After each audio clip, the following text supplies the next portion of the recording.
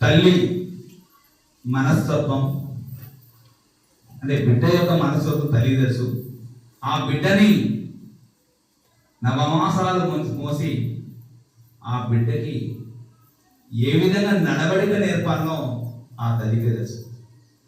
మరి వయసులో చిన్న అయినా కూడా తనకంటే పెద్ద వయసులో ఉన్నటువంటి వాళ్ళకు కూడా ఇక్కడ గురుస్థానంలో ఉండి విద్యను నేర్పుతూ ఈ ఎగురునాగారం అంటే నా కన్న తల్లి అనే ఒక భావన కలిగి ఇక్కడ ఇంతమంది రావడానికి తన యొక్క విద్యాబుద్ధులు నేర్పి 30 రోజులనే శిక్షణ రావడం, ఆ 30 రోజులే ఒక వెలుగు నింపడము, ఈ 30 రోజుల వీళ్ళకు కూడా అంటే నేర్చుకొని మర్చిపోవద్దు అనే భావంతో ఖచ్చితంగా ఏదో ఒకటి చేయాలని తపన ఉండడం అనేది ఒక గొప్ప అది శక్తి.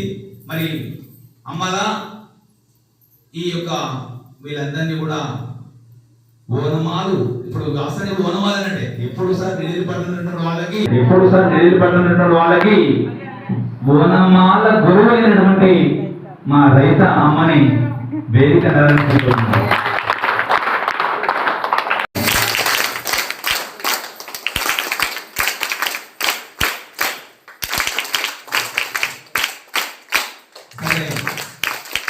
ఈ అమ్మల విద్యాబుద్ధులు నేర్చుకొని కుటుంబాన్ని పోషిస్తున్నటువంటి ఆ పిల్లలు ఈరోజు ఒక వెలుగునిస్తున్నటువంటి వారు.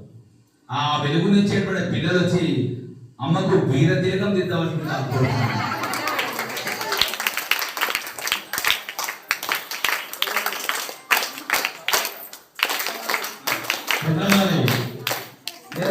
ఉన్నారు కదా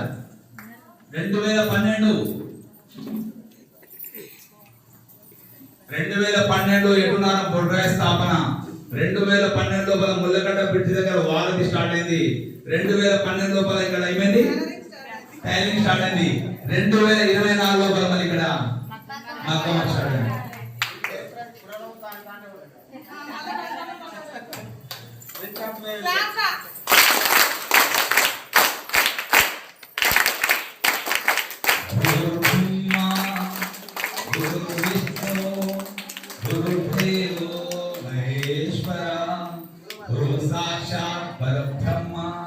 తస్మై శ్రీ గురవే నమః. పాట కూడా చేస్తాను. నాకే వచ్చినాయి.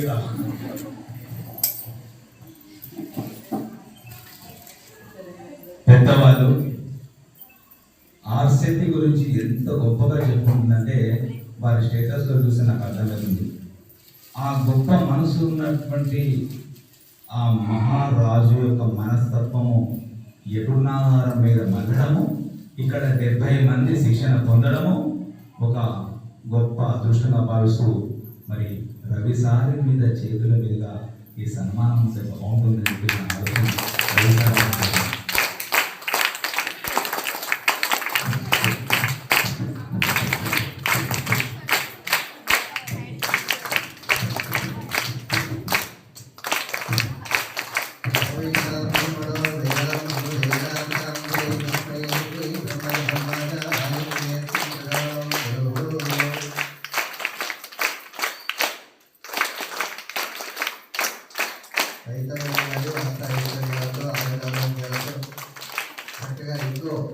ఎన్నో వేల మందికి ఈ శిక్షణ ఇస్తూ వారందరి ఉపాధికి తోడ్పడాలని చెప్పని కోరుకుంటూ జన్మస్థలం ఒక దగ్గర అయితే దాదాపు 250 కిలోమీటర్లు ఇక్కడికి రావడం, ఒక మారుమూల ప్రాంతం, ఒక ఏజెన్సీ ప్రాంతం, ఒక నెల రోజులు ఇక్కడ ఉండి చేయాలంటే సార్ సపోర్టింగ్ అనేది అవసరం.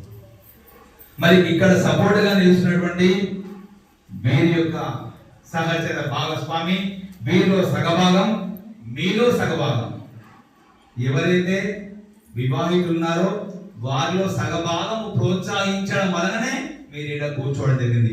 ఈ సందర్భంగా ఈ గురు పూజ పర్వదినాన ఒకసారి అందరికీ మన ఆర్సెట్టి క్లాస్ ద్వారా మీ యొక్క